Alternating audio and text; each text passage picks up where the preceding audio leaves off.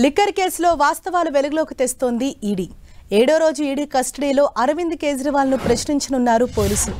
కేజ్రీవాల్ సహా ఇతర నిందితులు, వ్యాపారులు, అధికారులను ఢిల్లీ లిక్కర్ వ్యాపారం, మనీ లాండరింగ్ వ్యవహారంపై ఈడీ అధికారులు ప్రశ్నిస్తున్నారు. లిక్కర్ పాలసీ రూపకల్పన, అక్రమాల్లో కేజ్రీవాల్దే ప్రధాన పాత్ర అని ఈడీ అధికారులు అంటున్నారు.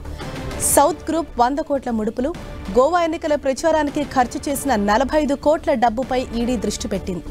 గోవా ఎన్నికల ఖర్చులపై ఇప్పటికే గోవా ఆప్ నేత స్టేట్మెంట్ రికార్డ్ చేసింది ఈడీ. గోవా ఎన్నికల ఖర్చు వివరాలు తమ వద్ద లేవని ఆప్ నేత తెలిపారు. ఆప్ ఢిల్లీ కార్యాలయం నుంచే ఖర్చు జరిగిందన్న గోవా ఆప్ నేత ఈడీ అధికారులకు చెప్పారు. కేజ్రీవాల్ భార్య ఫోన్ డేటాను ఈడీ అధికారులు పరిశీలిస్తున్నారు.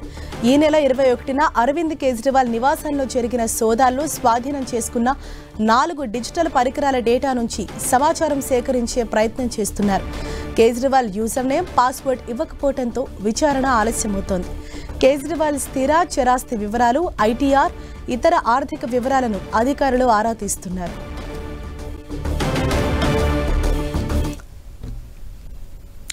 ఇదే విషయంపై మరింత సమాచారంతో మా ప్రతినిధి గోపీకృష్ణ మనకు అందుబాటులో ఉన్నారు. గోపి, ఈడీ కస్టడీలో అంటే అరవింద్ కేజ్రీవాల్ నుంచి ఎటువంటి కీలక సమాచారాన్ని ఇప్పటి వరకు అధికారులు రాబట్టారు? Delhi liquor scam, money laundering కేసులో ఢిల్లీ సీఎం అరవింద్ కేజ్రీవాల్ 7వ రోజు ఈడీ కస్టడీలో ఉన్నారు.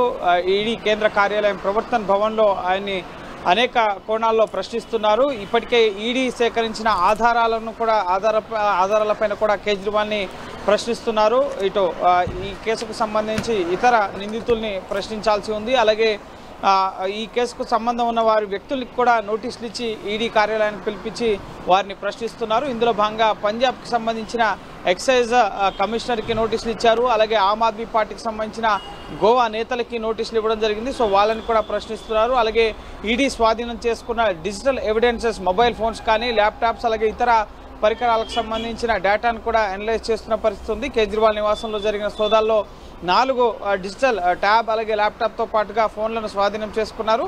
సో వాటికి సంబంధించిన యూజర్ నేమ్, పాస్వర్డ్స్కి సంబంధించిన డీటెయిల్స్ కేజ్రీవాల్ తరపు న్యాయవాదులు ఇవ్వాల్సి ఉంది. సో వాటిని కూడా అనలైజ్ చేసిన తర్వాత ఇంకా మరిన్ని వివరాలు వెలుగులోకి తీసుకొస్తామని చెప్పి ఈడీ అధికారులు చెప్తున్నారు. ఈ కేసులో కేజ్రీవాల్ విచారణకు సహకరించట్లేదు, దాటవేత సమాధానాలు ఇస్తున్నారు. అలాగే అడిగిన ప్రశ్నలకి వేటికి కూడా సరైన సమాధానాలు ఇవ్వడం లేదని చెప్పి నిన్న కోర్టుకు తెలపడంతోనే కోర్టు మరికొద్ది రోజుల పాటు కస్టడీకి ఇవ్వడం జరిగింది. మరో 4 రోజుల కస్టడీని ఎక్స్టెండ్ చేయడం జరిగింది.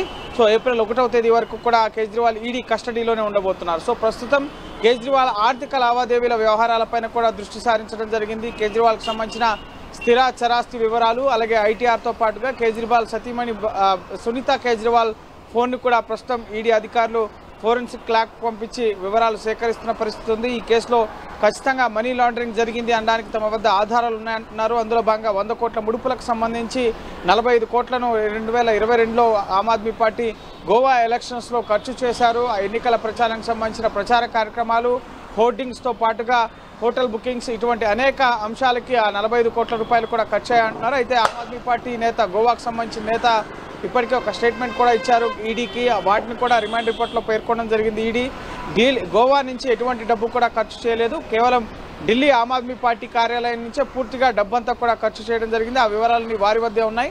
గోవాకు సంబంధించినంత వరకు గోవా ఆమ్ ఆద్మీ పార్టీ ఎటువంటి డబ్బు కూడా ఆర్థిక లావాదేవీలకు సంబంధించిన వ్యవహారాలు చూడలేదన్న ఆయన స్టేట్మెంట్ ఇవ్వడం జరిగింది. అలాగే ఢిల్లీ లిక్కర్ పాలసీకి సంబంధించి ఎవరైతే ముడుపులు ఇవ్వడానికి నిరాకరించిన వ్యాపారులు ఉన్నారో వాళ్ళకు సంబంధించిన ఫ్యాక్టరీలు, గోడౌన్స్ని పంజాబ్లో సీజ్ చేయడం జరిగింది.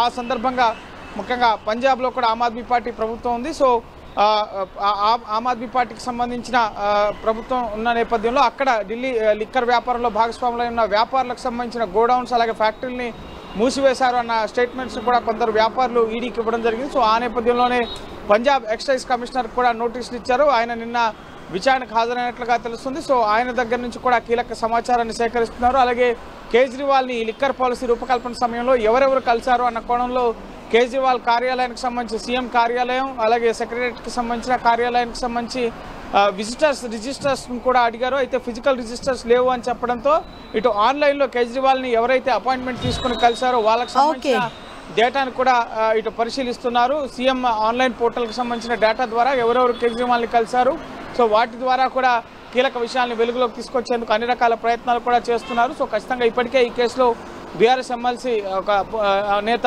అరెస్ట్ అయి తిహార్ జైల్లో ఉన్నారు. ఇప్పుడు కేజ్రీవాల్ కూడా అరెస్ట్ అయి ప్రస్తుతం ఈడీ కస్టడీని ఎదుర్కొంటున్నారు. నెక్స్ట్ ఈ కేసులో సిబిఐ కూడా రంగంలోకి దిగబోతున్నట్లుగా తెలుస్తోంది. పీసీ యాక్ట్ కింద, ప్రివెన్షన్ ఆఫ్ కరప్షన్ యాక్ట్ కింద ఈ కేసుకు సంబంధించి 2022 ఆగస్టు 15 మొదట సిబిఐ ఎఫ్ఐఆర్ దాఖలు చేసింది కాబట్టి సో ఆ కేసులో కూడా కేజ్రీవాల్ని ప్రశ్నించే అవకాశం కనిపిస్తుంది. సో ఈడీ కస్టడీలో ఉన్న కేజ్రీవాల్ అనేక ప్రశ్నలు అయితే ఎదుర్కొంటున్నారు. కానీ ఆయన ఎంతవరకు సహకరిస్తారో, ఆయన కూడా విచారణకు సహకరించకపోతే నెక్స్ట్ తిహార్ జైలుకు వెళ్లే అవకాశం అయితే కనిపిస్తుంది. ఆలోపు సిబిఐ కూడా ఈ కేసులోకి రంగంలో దిగే అవకాశం కనిపిస్తుంది.